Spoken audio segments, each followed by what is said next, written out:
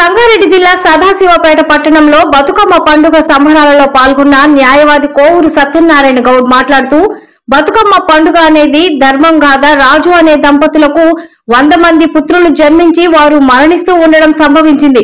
ఇట్టి తరుణంలో ఆ మహారాజు ఆదిపరాశక్తి అమ్మవారిని వేడుకుంటూ ఉంటే ఆ 100 మంది పుత్ర సంతానం తద్వారా ఆడపడుచు జన్మనిస్తుంది.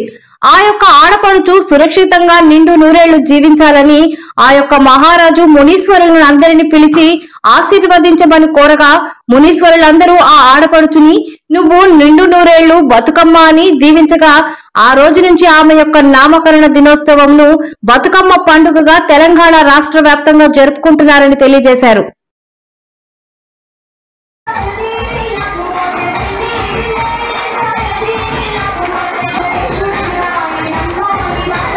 రాష్ట్రంలో మన బతుకమ్మ పండుగ అంటే మనకు ఆనవాయితీగా వస్తుంది. ఇది చరిత్ర ఉండేది చూసుకుంటే ఈ పండుగ మనం ఎందుకు జరుపుకుంటున్నాం అనేది ప్రతి ఒక్కరికి తెలిసిన అంశమే.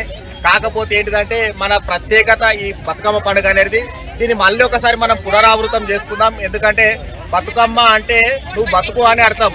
ఇది ఎందుకు వచ్చిందంటే చరిత్ర చెప్తున్నది. ధర్మాంగాద రాజు అనేట ఆయనకు సంతానం ఒక 100 మంది పుడతారంట. పుట్టిన తర్వాత ఆ 100 మంది కూడా చనిపోతారంట.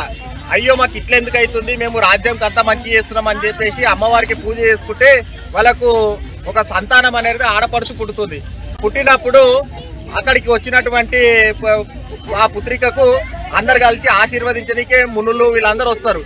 ఈమెనన్నా బతకాలని చెప్పేసి ఆశీర్వాదం కోరితే అప్పుడు ఆ మునులు అంటారట నువ్వు నిండు నూరేళ్ళు చల్లగా బతుకమ్మా అని అంటారంట.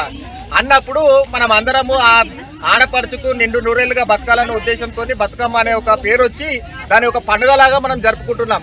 కాబట్టి ఈ రోజు ప్రతి ఒక్క ఆడపడుచు కూడా నిండు నూరేళ్లుగా సంతోషంగా ఉండాలని చెప్పేసి మన తెలంగాణ ఆనవాయితీది.